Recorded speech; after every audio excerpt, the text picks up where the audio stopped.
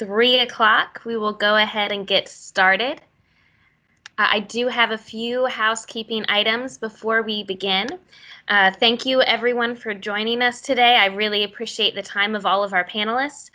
This is probably the topic that I've been looking forward to the most throughout this Thursdays at 3 series. But before we get started, I'll go ahead and share a few items with you all. So Microsoft Teams has made changes to the platform to accommodate more videos on the screen. 9 participants will now be included in the recording, so please turn your video off to avoid sharing your video with the group. So that's just something to be aware of. Also, due to the number of participants today, we've automatically muted your phones to eliminate interferences. Please enter any questions or comments into the chat box. We really encourage questions. I really hope that you came today ready to ask as many questions as possible about this topic. So please, if you have any questions, ask them in the chat box. If you do not have access to the chat box because you're joining us through phone, you can also email questions to professional@asce.org. That again is professional@asce.org. Please close all of your other applications, especially email, so that your system will run smoothly. And please keep all conversation geared towards the benefit of the community and today's topic. So with that being said, we will begin today's roundtables with introductions from our panelists.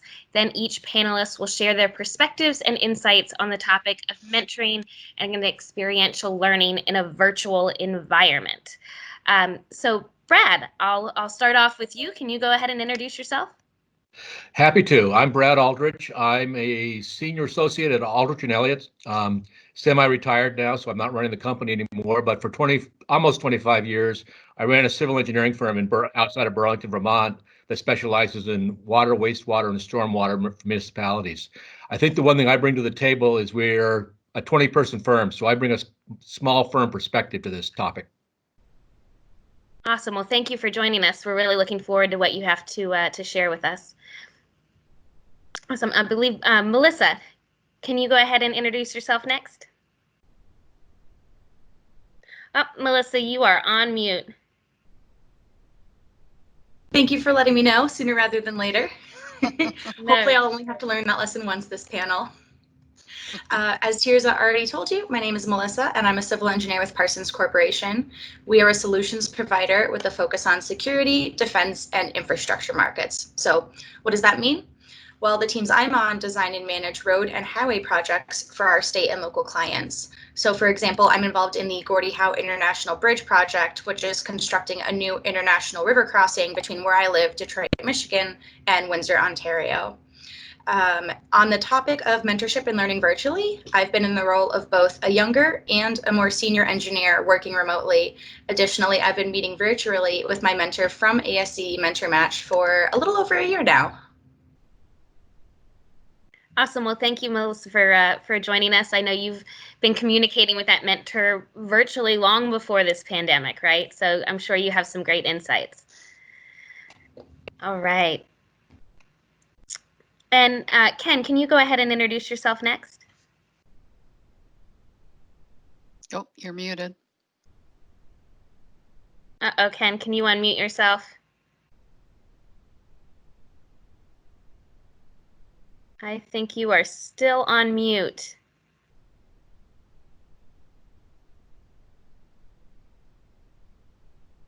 Ken, can you hear us? You are still on mute. Are you able to unmute yourself? It's the button that's right next to the camera. I'm not able to unmute you. You have to do it, I believe.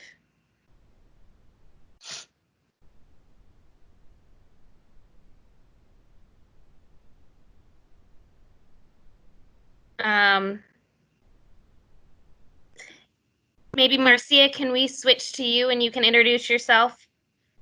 Sure. Can you hear me? Yep, we can hear you. Oh, okay. Hello, everyone. I'm Marcia Geldert Murphy, and I've been in the civil engineering profession for 28 years now. And as Brad said, he brings the small business perspective. Right now, the company I'm at, I am the regional director for Lockmuller Group for 2 states. I manage 2 states, and we're over 200 people. However, I have also worked at small business. I've founded 2 small businesses and have eventually sold them. My mentoring experience is I have 3 individuals that I have connected with through Mentor Match. And then I also have 1 mentee that I met through an ASCE conference. And then I mentor engineers here at our company as well. So I run the gamut, but my mentor match mentees are all virtual relationships. And it's gone quite well. The nice thing is when we could travel before, and I would be in their cities, in the East Coast in particular, we would always get together whenever possible. So I look forward to this conversation. Awesome. Well, thanks for joining us. I know you are always the most sought after mentor in the ASC Mentor Match program, I think. So Ken, were you able to figure out how to undo your mic? I believe we have someone that's trying to help you with that should be reaching out to you shortly.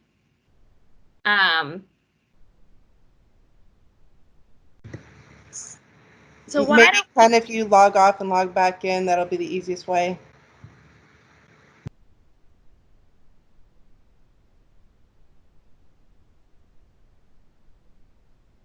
All right, so he's going to do that. So as he tries to figure out the technical side of things, we'll go ahead and start off with our kickoff question.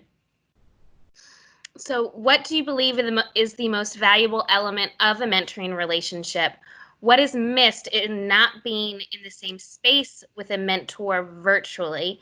And what are your ideas for building that in the future? Melissa, do you want to go ahead and start off with that question? Sure. Before I'll start, I'll just make sure y'all can hear me. Yep, we can hear you. So I think the most valuable element of a mentoring relationship is, and this might sound kind of trite, but the experience that can be shared. And that goes both ways. So I'm a younger engineer. I'm almost 6 years into my career. So I have a lot to learn. And for technical experience, I found a lot of valuable resources within my organization, most of the coworkers that I work with day to day. And then in terms of career development, I found that those conversations don't come up as organically around the water cooler, if you will. So that's one thing I've really been leaning on my ASCE mentor for. And she is a few years ahead of me in her career. So I've learned a lot from seeing her career path and how she's gotten where she is, because that's somewhere that I want to be as well. So I can kind of learn from her.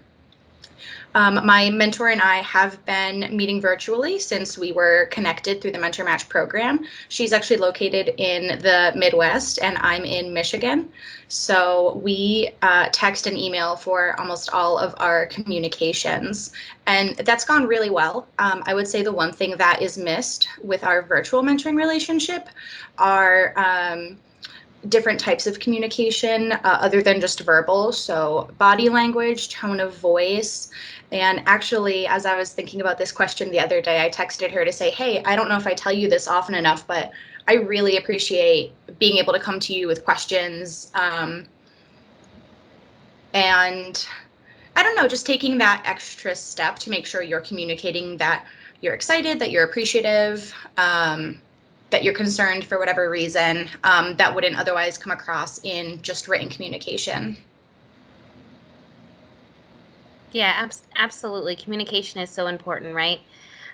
Brad, what do you value as the most important part of a mentoring relationship, and how do you take that virtual? Well, my perspective really comes from my firm. I haven't reached outside the firm very much for mentoring. Everybody in the firm has a mentor, including myself. We set goals for each year for performance reviews and stuff like that. I think one of the things that I think is best to start off a mentoring match program or a mentoring relationship is a goal, something you're trying to do. So because we're all engineers, we just say I want a mentor, it's just warm and fuzzy, but we're not warm and fuzzy. So bring something tangible to the table. Something Melissa said that I think is really key is it's a two-way street.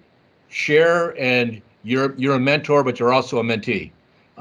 It's You really can make those relationships better that way, and it breaks down barriers. And in my office, we have to struggle sometimes with the fact that your mentor may be your boss on certain projects. So you got to work your way through those things, and you got to know those relationships when it's an internal relationship that you're working on. But just being frank and being honest, and it should work. Yeah, absolutely. Honesty is so important too, right? And trust. Marcia, what do you value in a mentoring relationship, and how do you try to bring that virtual? Well, the important thing for me in a mentoring relationship is what is the person, what do they need? So I always encourage anyone who asks me to be their mentor to find out what is it, what support do you need, what can I help you with? And so it's really geared towards what their needs are. And in one case in particular, I'm mentoring a young engineer in New York who is interested in moving up in the organization and wanted to understand sort of the dynamics and the process as I saw it, and things that she could do to support that advancement. Things that she didn't necessarily feel comfortable to speak to her supervisor about, or actually, we have done some role play if she was going to go in and meet with a supervisor. And I personally, I have a mentor myself, and he did that for me when I was a young engineer. We would role play and practice, and I know that that was so valuable for me. But I guess what I see is it's a support person that you can reach out to, who, in particular, if it's not someone that's within the company, that it's a safe zone. Sometimes people feel uncomfortable admitting a challenge or a concern or a perceived weakness to someone that's internal to their organization. And so it feels like a safe place to have that discussion outside. And I know I've been in that place myself. And when I was a young engineer, starting out 28 years ago, yeesh, I didn't see anybody who looked like me in a leadership role. And so that's why I'm so passionate about this, because I know, fortunately, it's very diverse in leadership now. It's much more diverse than it was when I started out. But I want people to know that whoever they are, there's an opportunity for them if they have that desire to move up, and if they can interact with someone who's there, it means a lot. It means a lot. Absolutely, Marcia. I know that's so important. I think you, especially, have been an inspiration for a lot of people. So, Wow, thank you. I didn't pay her to say all these things. no, I've heard this feedback from multiple people. So yes, thank you for all the work that you do. And Ken, welcome back. It looks like you were unmuted. I hope so. You are, so we're good to go. Do you want to go ahead and introduce yourself, and then maybe talk about, what you believe to be the most important part of the mentoring experience or relationship? Absolutely. So I apologize for it. I was unmuted on my end. I could actually hear myself coming through my own earphones here. So technology caught us. My introduction, I'm Ken Fridley. I'm Senior Associate Dean for the College of Engineering at the University of Alabama. And I'm career academic. So my mentoring has been largely centered around mentoring of students. Then as I moved up through the ranks, mentoring faculty. My current role, I mentor a lot of our students as they're graduating, trying to get them to understand the importance of being proactive with mentoring. That is, seek out the mentors, have multiple mentors, and really rely on the advice that these people are providing. I also do a lot of mentoring of our new faculty. I'm already started that process with faculty who are going to be starting up this summer and in the fall. So that's my background. I'm going to switch a little bit in from what I heard others. I think one of the key elements is the mentor's ability to empathize with that mentee. Really show that you're you're understanding their position. And I think as we're in this virtual environment, I found phones, you have no ability to have the nonverbal communications. And with Teams and Zoom and these video conferencing, we can get a little bit with the face, but that's not the complete picture. So our words and what we are saying and how we are saying that becomes all the more important as we're developing a mentoring relationship, as we continue that mentoring relationship, because in this environment, we're not in a continuous state. It's only at these little blurps of time. And so it's also important then to reach out occasionally as a mentor to the people and just say, hey, how's it going today? I was just thinking about you. Saw this on the news in your hometown area, or whatever it happens to be, and let them know you're still there to connect. Awesome. Yeah, that's great advice, Ken. So we've got a bunch of questions in the chat box. I'll go ahead and start off with the first one. What if your supervisor or organization is not invested in your growth and professional development? Sometimes they have a vested interest in your being a worker bee and not meeting your potential. Brad, is that something that you could speak on? Sure. A couple thoughts. Find a mentor outside your firm that you can talk to, that can frankly commiserate with you, can empathize with you, as Ken said. And I think that if you're really facing that decision, one of the things you and your mentor need to figure out is whether you stay in that firm or not. If the opportunities aren't there, they aren't there, but that's a very big decision. And a lot of times, if you have a mentor that you feel you can talk to, that can relate and can kind of walk you through the process, you could probably make the better decision. Absolutely. Does anyone else have anything to add? Marcia, it looked like you were.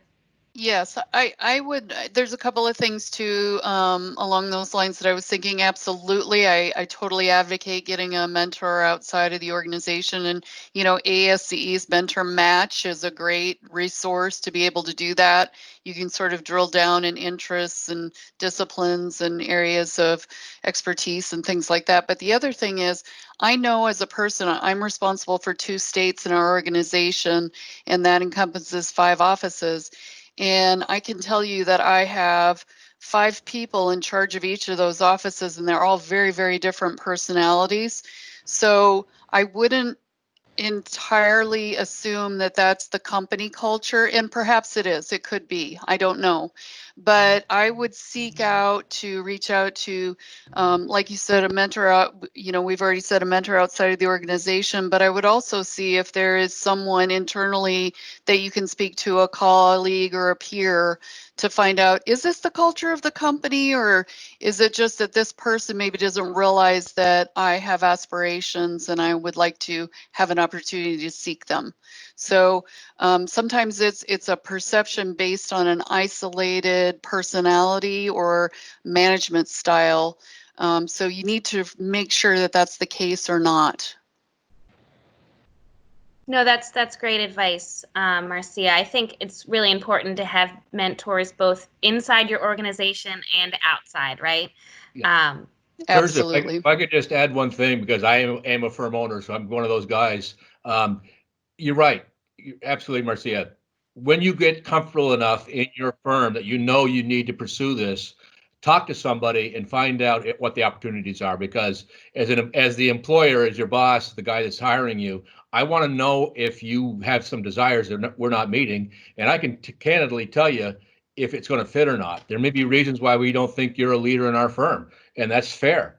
But don't cut the nose off, and don't give me an opportunity to change things if you don't tell me.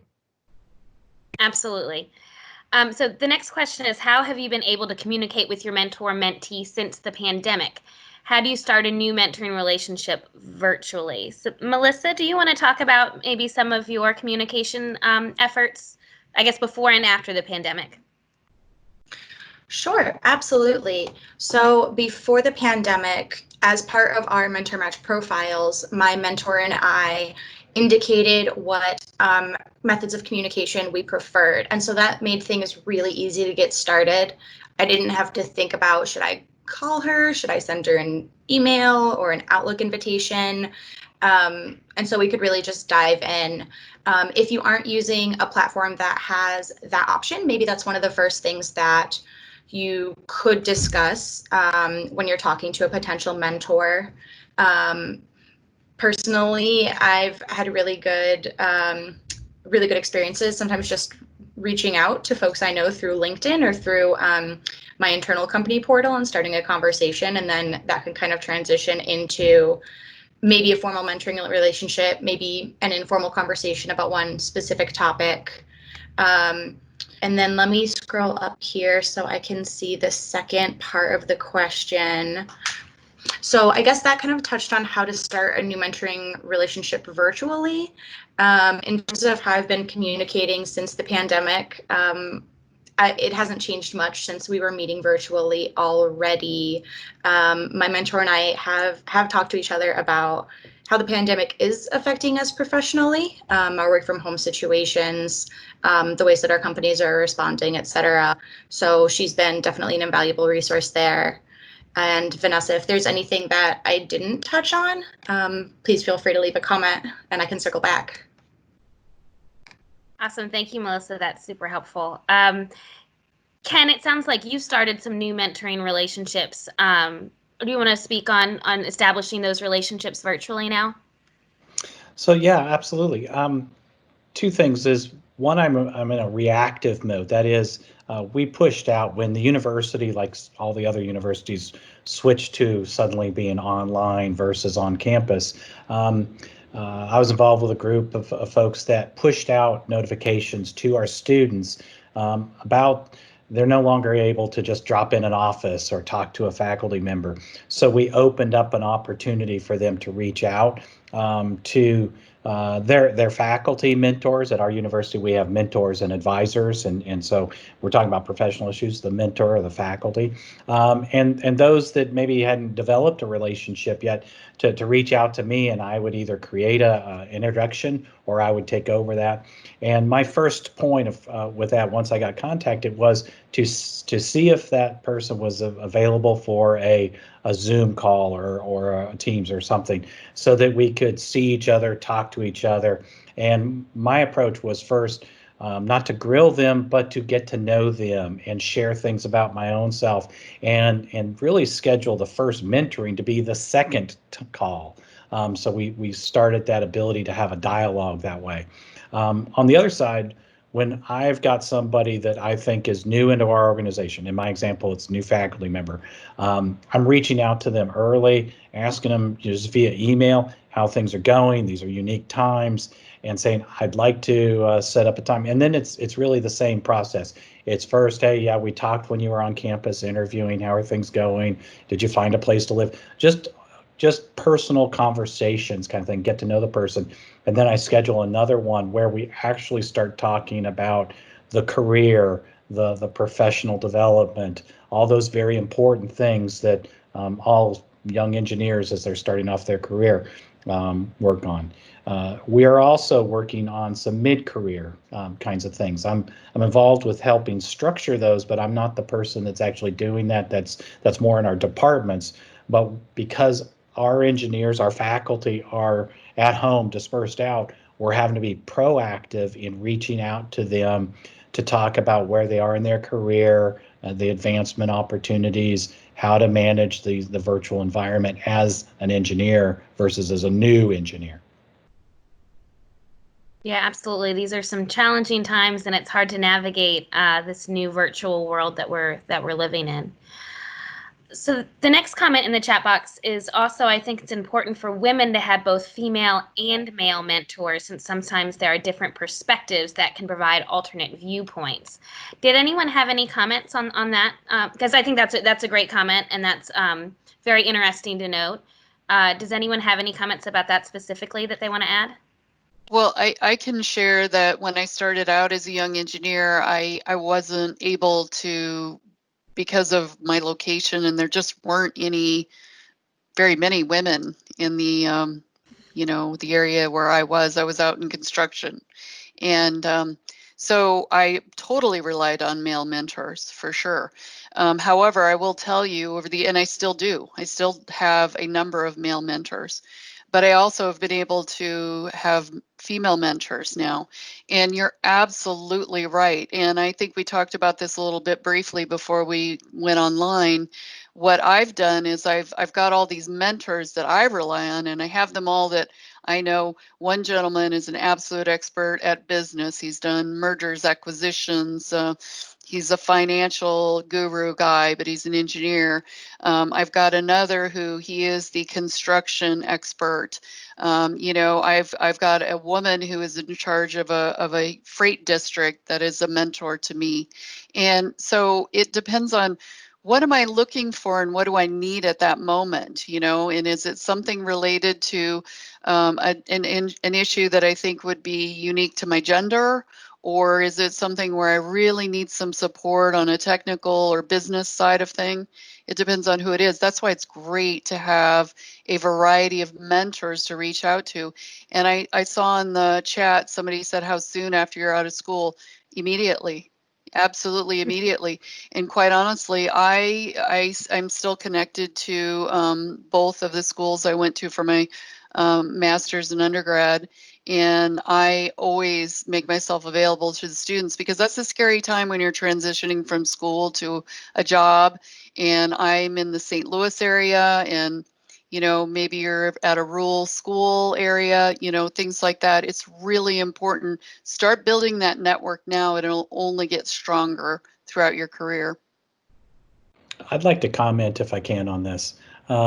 Absolutely true. I agree with everything said there. But I think this is more than just a gender issue. I think we ought to look at this more broadly with all areas of diversity and to be an inclusive profession. So I think all of our younger engineers, as they're entering this, need to be looking for a broad set of mentors, as Marcia described, because there are issues that each person is going to face, and those can be very, very specific to them. It could be unique to a smaller community within our profession. So I think this is very important that everybody, the mentors and the mentees, look at it in the broadest sense and multiple mentors. I was sitting before the call and I counted off in terms of mentors. Currently, I have, even at this point in my career, I've got 6 that I regularly are talking to, seeking advice, having them give me guidance too for me to move forward.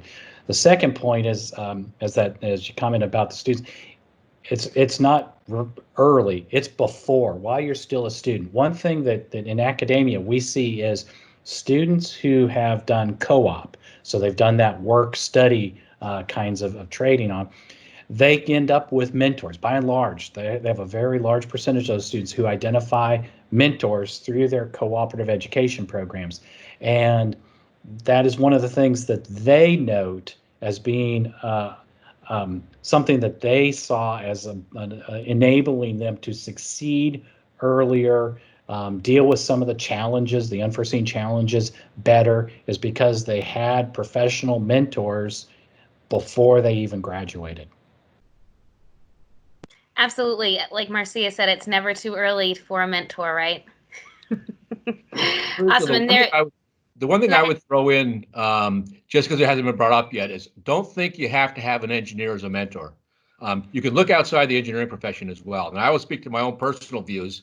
I had a woman that was a mentor of mine for about a dozen years as I was in the middle of my leadership of my firm. I'm trying to figure it out and navigate it all, navigate my emotions, try to balance work life. Don't be afraid to look outside. It could be somebody your age that's in a different business that's kind of comparable, but just gives you a different perspective. So that's one of the things I like about all this is the perspectives you get. Absolutely. Yeah. Every mentor brings a different perspective to the table. So it's always interesting. It's good to have different ones. So there have been some questions about how to find a mentor. And I did put in the chat box the link to ASC Mentor Match, and that is a virtual mentoring program that does connect you with ASC members around the globe. So feel free to check that out. And if you have any questions about it, you're more than welcome to reach out to me. I'll put my email in the chat box as well. The next question, because I'll skip over it, we already, talked about how early is too early to look for a mentor. So Thank you, Marcia and Ken, for addressing that one. So here's a good one. If we did not already have a virtual relationship with a mentor, is there any tips into starting the mentorship relationship virtually? So I know a lot of people traditionally think about mentoring as an in-person experience. How do you start off a mentoring relationship in this new virtual environment? Melissa, is that something that you can talk to, especially from a mentee's perspective? It'd be good to hear. Yeah, I can absolutely speak to that. I really like what Ken said earlier about setting up an initial kind of get to know you call and then not jumping into the actual mentoring until subsequent calls. I think that's important to build that rapport since you won't have the in-person interaction to do that. In addition, I would share one tip, which is, and this is true for any professional relationship, but I think especially when you're talking about mentoring and learning virtually, it's important to manage expectations early on. So for example, in that first or second meeting, really sharing as a mentee, this is what I'm looking to get out of our relationship. I'm looking for advice on XYZ. I'm looking to hear about your experiences. This is kind of the time frame that I have in mind. And then that can help guide your future conversations and also maybe help you prompt future communications. If you can't meet in person, you don't have like a standing check-in or something like that, then that can give you a catalyst to reach out and say, hey, we agreed that we were going to be working on this. Something related to that happened, so I wanted to discuss it with you. Absolutely. Brad, did you have anything to add to this? I know you must be working through this now, right? Yeah, we are. And I think, frankly, Teams has been a godsend for us because that's what we've been using as a platform. And, Ken and Melissa covered it. I mean, you just manage your expectations, be clear about expectations and communications. And if your mentor is letting you down, tell them what you think you're missing, and whether it's a fit or not, they can figure that out. But communicate back and forth is critical. Absolutely. Marcia? One thing I wanted to add, I'm very, very blessed. I have 5 children, and their youngest is 18, the oldest is 24. But I have very introverted kids and I have very extroverted kids, and so I understand when someone says, "How do you start the relationship?" Because I know with my introverted, shyer children. It's a little nerve-wracking. And one of the things that I noticed with some of the mentees I've worked with is they're apprehensive. As a matter of fact, I had one who kept apologizing for taking my time. And I think the important thing to remember is, number one, you're a valuable person. And if a mentor has agreed to be in this program, that's because we have decided that we want to share our time with you. So please don't worry about being bold and saying, this is what I need. It's okay. We expect that. We do. We want that. We want you to tell us what it is that you're looking for. And please don't worry about offending. Just share what it is. And I know it can be nerve-wracking until you establish that rapport, especially for a more introverted, shy person. But as you communicate more, you'll feel more comfortable. And particularly the one mentee I'm thinking of now, you wouldn't even know that we started out that way because we have such a great rapport. They feel comfortable to call me, email me, text me. We got to that point. But sometimes, especially some of us who tend to be bold personalities, and I am, I don't remember that there are people who have different personalities that are sometimes shyer or more reserved. And so just remember that is absolutely okay. And we've already agreed to be in this, the mentors have. So, get the value that you're seeking because we want to do that for you. Absolutely. That's great. Thank you for sharing that, Marcia. So here's a question from more of a mentor's perspective. Can any of the speakers share some failures of virtual mentoring? For example, the mentee starts not speaking to you without any given reasons. What are the lessons learned there? Well, I had a mentee who didn't check in. One of the things that I do with all the mentees that I work with is I let them sort of set the stage. What is it that do you want to speak quarterly? Do you want to speak monthly? Do you want to speak, monthly? Or if something, strange comes up? I mean, I really let them sort of build the relationship how they need to have it for their support.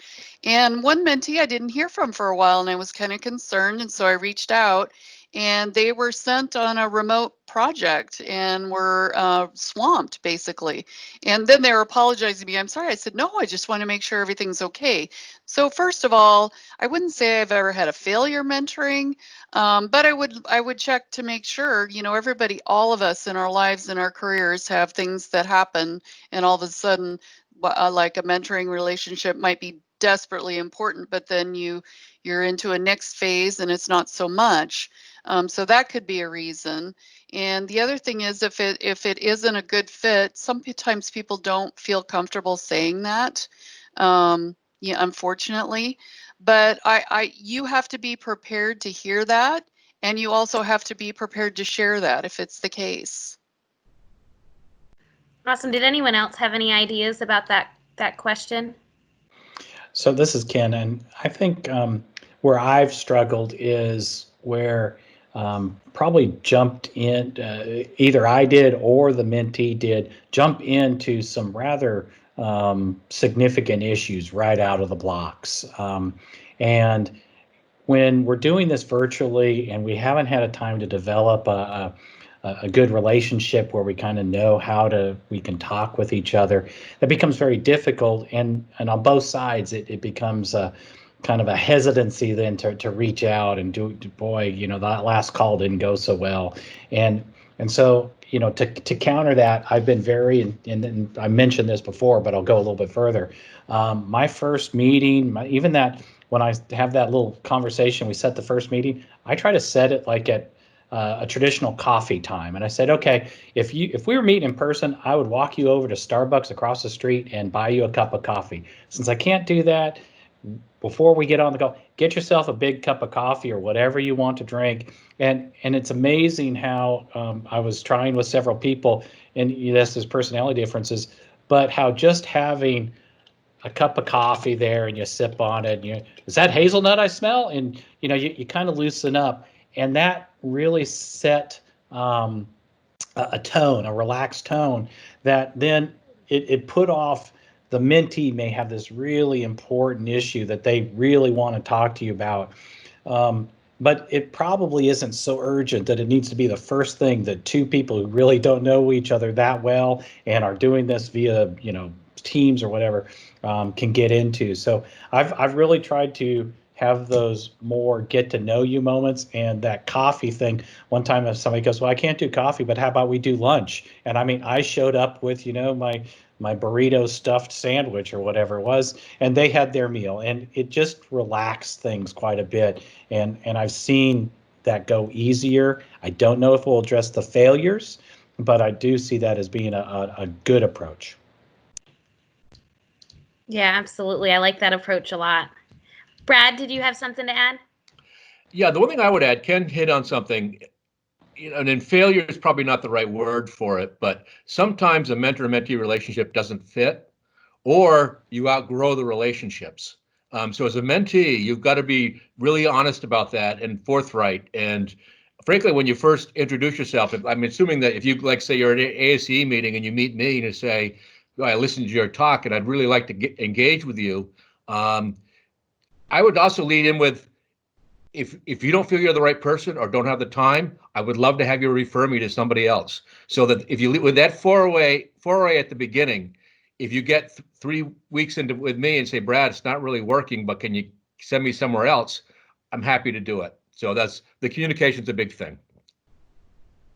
Yeah, that's an excellent point. Asking for a referral is always helpful. So this, kind of gets into the same issue that you just mentioned, Brad. If you don't click with the mentor, how do you let them know? So I know that's something, especially for us introverts. How do you communicate that in a nice way? Does anyone have any ideas? about the best way to politely say you don't click?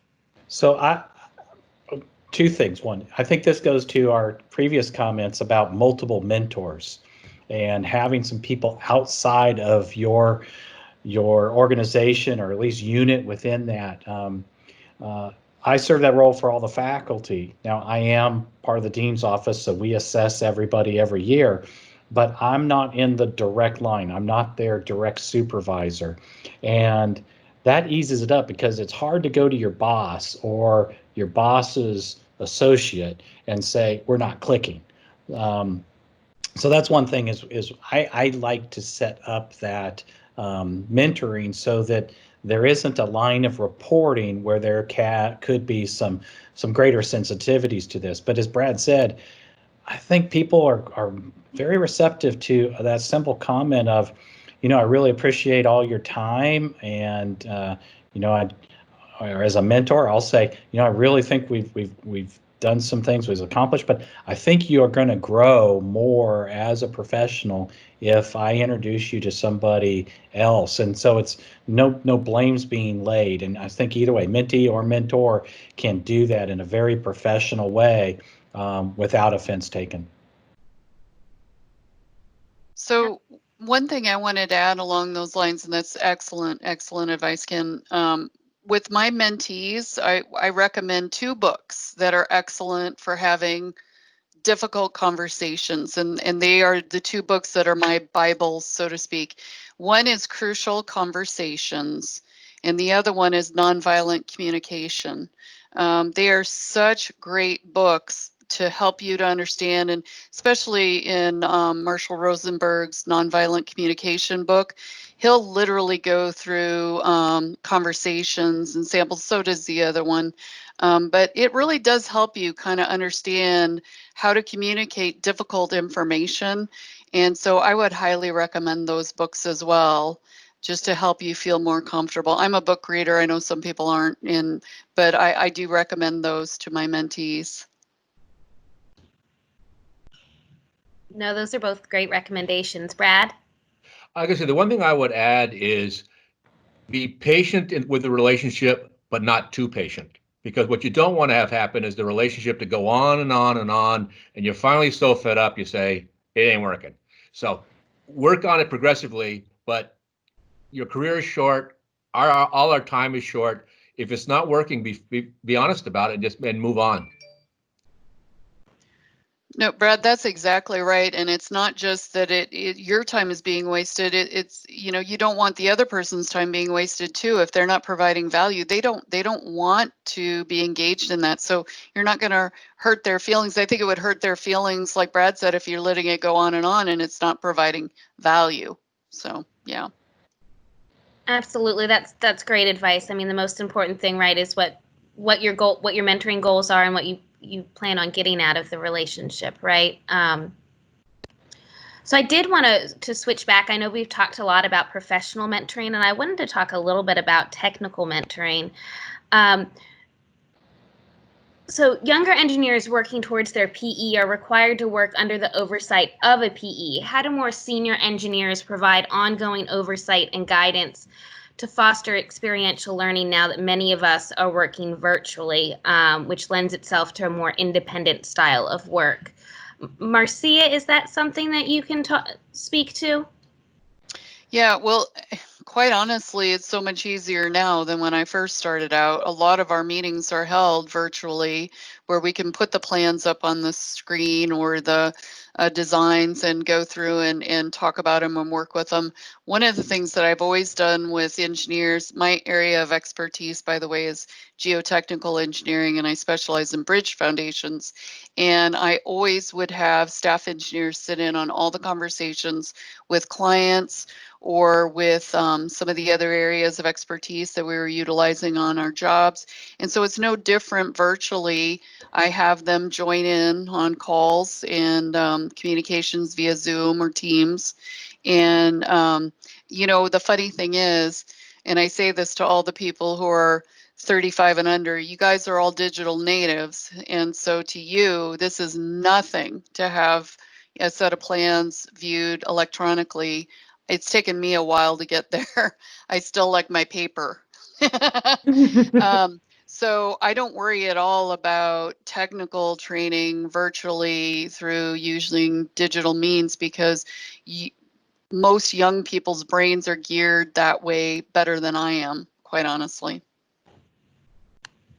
Awesome. That's great insight. Melissa, did you have thoughts on this topic? I know you've recently earned your PE, right? Yes, I did recently earn my PE here in Michigan, which was huge. And I can share some things that the engineers that I worked under did well.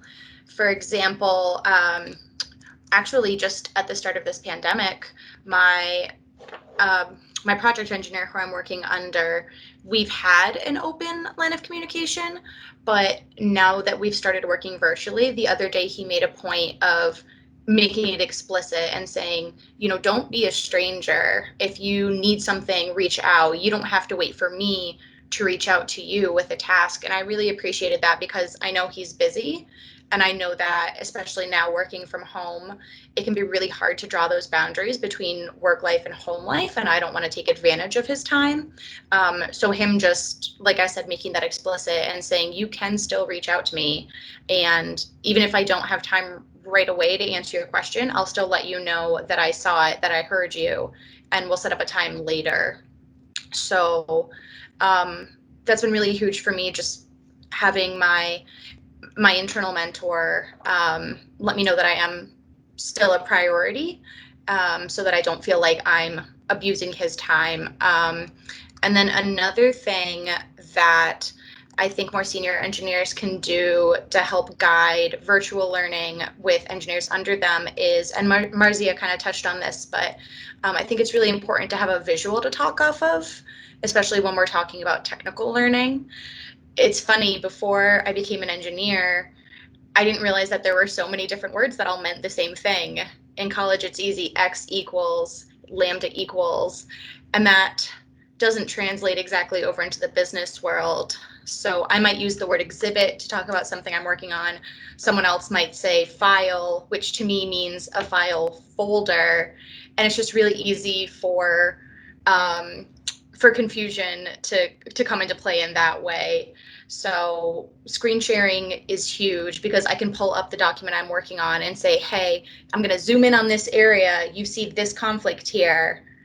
I need to talk to you about how to address this, as opposed to trying to say, like, the utility line that's located at station blah, blah, blah, the northwest corner of whatever. And I think that's crystal clear, but somehow the other person might not get that, just because our brains work differently, which is fine. You know, that's not a bad thing. But it is something to be aware of and something to respond to make those communications more efficient.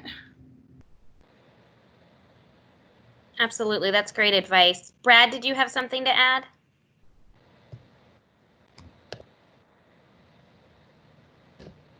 Oh. My mute button was fighting with me. The only thing I would add is, don't be afraid to ask what you think is a dumb question. Because I'll tell you, there were at least a half a dozen times in my 25 years in my business that we would have a bull session on a project, and in the 30% design stage, and someone would ask a question out of left field, and we'd say, that's a really good question. And if it's a dumb question, they'll tell you it's a dumb question, but the reality is they're also going to tell you why, so you can understand the thought process. Because as engineers, it's not just math and science we're applying. We're being creative innovators. So there's always more than one way to do something. So don't be bashful about asking questions and saying, could this work? Why couldn't this work? Because sometimes there's some real gems in there. I could not agree more with Brad on that. You know, for those of us who do this day after day, year after year, and are used to sitting and looking at the same thing over and over again, we miss the obvious sometimes. And it is so refreshing to have someone go, hey, what about that? And you're all of a sudden snapped into reality. Yes, ask those questions. I always encourage people, please ask away, because the other thing is, us explaining something to you educates everybody, right? So that helps us all. Yeah, I couldn't agree more with that.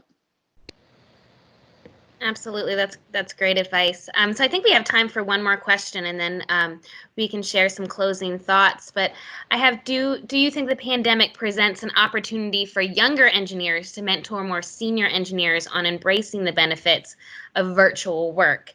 If so, how do we go about facilitating that flipped relationship? So great, absolutely great question. Okay, can I share? I want to share with you. I'm going to be airing some dirty laundry. So, Uh-oh. our senior executive team has really fought work from home and remote and all of that. And they had some pretty arcane policies that were, this is a 40-year-old company. And I was pushing on it. Well, then the pandemic happened. And all the reasons why they were concerned and worried go back to being based on they're not digital natives, you know, and I'm raising digital natives, so I understand that they think differently.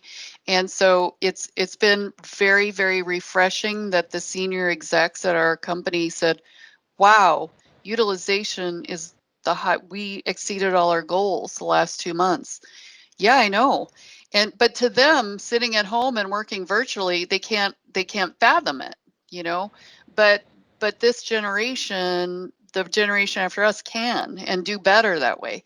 So yes, I totally agree. And I was going to get back to that earlier when we talked about the mentoring relationship. I learn as much, if not more, from the people that I mentor than they're probably learning from me. It's extremely helpful and very much a two-way street.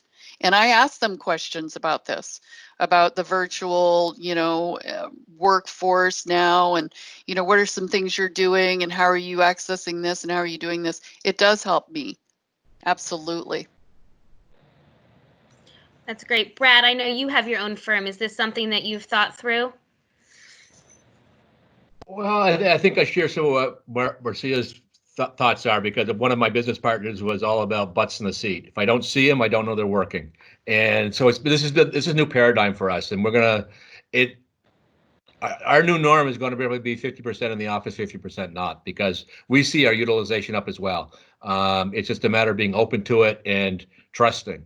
And frankly, as I would tell Wayne, if we can see the production, we see the production. I don't need to see them to see the production. It's measurable. Absolutely. Ken, Melissa, do you have any thoughts on this? I would like to comment that I think this is an opportunity, but this isn't a new opportunity. When we see technology advance, whatever that technology may be, typically it's going to be introduced first, maybe in our academic programs, or maybe in continuing education, professional development programs. And it, by and large, if you just look at the participants in this, those new technology ones are drawn from the younger members, the newer members of the profession. And so we already do it, we just don't recognize it. And I wish I could remember the name of the book as quickly as Marcia did hers, but there's a book about mentoring, and it's very clear. Mentoring has nothing to do with the number of wrinkles on your face or the gray hairs on your head or, you know, the scars of your life. It all has to do with the knowledge sharing and experience. And so the mentor mentee relationship, the strong one, is like what Marcia said. It's not I am the mentor. I have a mentoring relationship with something, and I learn from them. And sometimes it's I learn how to be a better mentor, but other times it's gosh, how do we do this in a real time design mode with the technologies that are available? Because I would have been sitting right there with you with a big screen in the room, and we would have been talking through this design project. Now I've got my laptop with the video conference going, and I got this other computer with the shared document, and it's not something I grew up with, so I'm learning from the other person. So I think we all have to remember, mentoring is not age, it has to do with experience in something. And somebody may be very, very early in their career. They might even be yet to enter their career, and they can mentor us. So we actually have a reverse mentoring program at our university where new faculty help our more senior faculty with new technologies for instruction. university-wide, and it's the same thing. And the old dogs don't like to admit it, but we don't know the new technologies. Wow. Those answers are all really insightful. If we have time, Tirza, I would like to add one thing as well. Absolutely. I think that it's great when the more senior or more experienced engineer is open to having the roles reversed. Myself, I'm a recovering know-it-all, so not necessarily in my career, but in life. There have been times where I've thought myself in the more expert position, and when I find out that I'm not, it kind of hurts your pride a little bit. And that isn't a younger engineer's responsibility to manage. At the same time, one way that I can think of that might help facilitate those kinds of discussions is framing it as a question. And what I mean by that is maybe instead of reaching out and saying, hey, you aren't using Teams correctly, or hey, here's a tool that would make things easier, maybe framing it as, I noticed that when you're scheduling meetings, you send an invite that doesn't have a Teams link in it, and then later you call everybody. Would you be open to me sharing something with you that I think would make it easier? And that makes it a process that the two of you are doing together, as opposed to, I don't know, maybe them getting more defensive because they've already opted in, if that makes sense.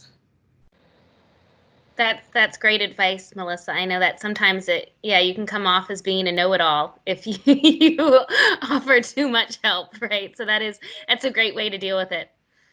It can be, and I didn't mean to insinuate that someone who's offering advice needs to worry about being a know-it-all. I mean it more like, I like to think that I know everything.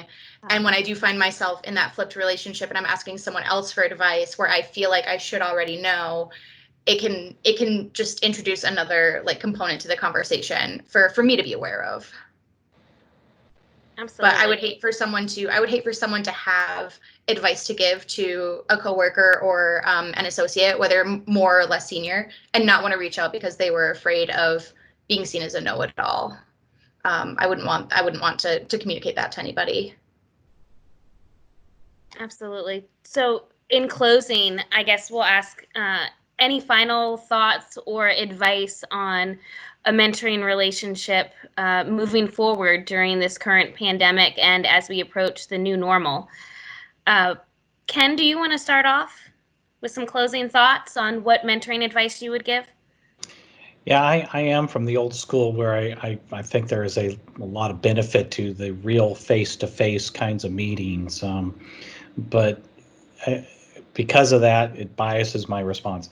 I think we all, mentors and mentees, we all need to be more cognizant and be more proactive about seeking and providing mentoring. It's too easy in the virtual environment to forget about it because you won't see somebody in the hallway and remind you or whatever. That is speaking for me. I won't see them in the hallway. And so I've had to make a conscious effort that I have on my to-do list, and I reach out and touch, email, phone call. I've even written some handwritten notes to some people now, and how long has it been since I've really done that? Just because I felt like I need to be more proactive, more engaged with those people who are seeking mentoring and those people who I am responsible for as a mentor. Absolutely. Brad, do you want to go ahead and share some of your closing thoughts next? Yeah, the one thing that struck me that I wanted to bring up is that we really need to recognize that mentoring is not a marriage. It's not a lifetime commitment. Even the best mentoring relationship has a lifespan. So one of the things I would say in expectations is, let's talk about, if you're coming to me as the mentor, let's talk about what you want to get over the next year. And when a year's done, you can check in and say, is it still working? Do we continue on? But don't think that it's a lifetime commitment that you're chained to somebody, and they don't want to feel the same way either. So the communication and recognizing that is really important, I think. Absolutely. That's great advice. Melissa, do you want to go ahead and share some closing thoughts? Yeah, absolutely. So I came into the panel with my mind kind of geared towards topics on how to facilitate these relationships in the virtual environment, how to overcome potential challenges that might come up. And I really appreciate that another theme that came up in our discussion today was just how to even get a mentoring relationship off the ground. And one other piece of information that I'd like to throw out there is maybe a reminder that it's human nature. We love to talk about ourselves, right? I don't know if anyone on the call doesn't like to talk about themselves, especially if we're talking about our civil engineering knowledge that we're also proud of. So if you're considering reaching out to someone to try and start a virtual relationship, keep that in mind. The worst thing they'll say is I don't have the availability right now, but I think more than likely, if they have time, the person you're reaching out to would be excited to at least have a conversation. Absolutely, that's a great point. I mean, I think now more than ever, people are really craving connection. So, that mentoring relationship is something that a lot of people are really seeking out. Marcia, do you want to share any closing thoughts before we wrap up? Absolutely. Well, first of all, I appreciate this opportunity. And what I would tell everyone out there is make the mentoring relationship what feels comfortable to you. So, for instance, if it sounds daunting or scary to go one-on-one with someone, I have had a mentoring relationship where I met with 3 young engineers because they felt more comfortable being together, and we had sessions together. And you can do that through Zoom or Teams now. So if that feels more comfortable to start, at least start there, and then you could venture off and eventually have a one-on-one relationship.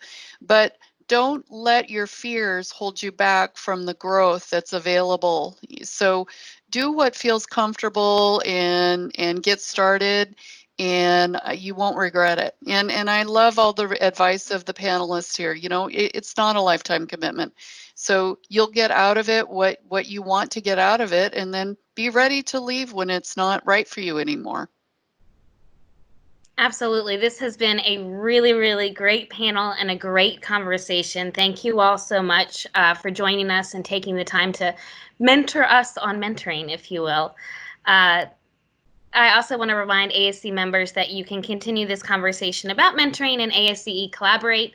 And then for anyone who is not an ASC member, I'd be happy to talk to you about ASC benefits and resources. And as always, feel free to contact me. I did put my email address in the chat box. And thank you all for joining us. I greatly appreciate your time today. And we'll share the recording out next week.